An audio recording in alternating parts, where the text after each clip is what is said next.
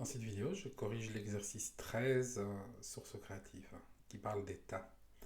Alors il y a deux questions. La première consiste à insérer dans un tas. Donc on a un tas avec 37, 22, 25, 12, etc.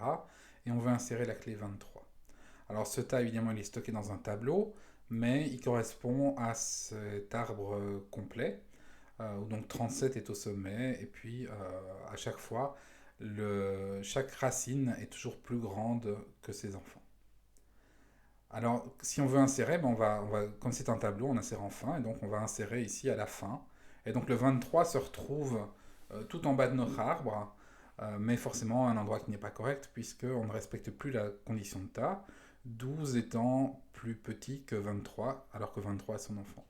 Et donc on va permuter 12 et 23, ce qui nous donne ceci, mais on ne respecte toujours pas la condition de taille, il va falloir continuer de faire monter 23, puisqu'il est toujours plus grand que son parent qui est 22. Donc on va échanger 23 et 22, ce qui nous donne le tas suivant. Et ce tas, lui, il est tout à fait correct, il respecte entièrement la condition de tas. Puisque pour tous les nœuds du tas, le parent est est plus grand ou égal à l'enfant. La deuxième question, on reprend le même tas, donc on a toujours la même représentation sous forme d'arbre de notre tableau, et on veut en supprimer le sommet, donc on veut supprimer l'élément 37. Alors comme c'est un tableau, on ne peut supprimer qu'à la fin. Et donc ce qu'on fait, c'est qu'on échange 37 et 6, et puis on supprime 37 à la fin. Et on se retrouve donc avec le tas suivant, où 6 se retrouve malheureusement au sommet du tas, parce qu'il fallait faire de la place pour supprimer 37.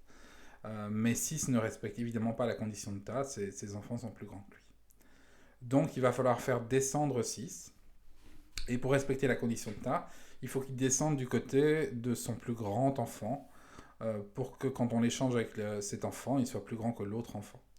Donc ici, il va descendre du côté de 25. Donc on échange 6 et 25, on obtient ce tableau-là.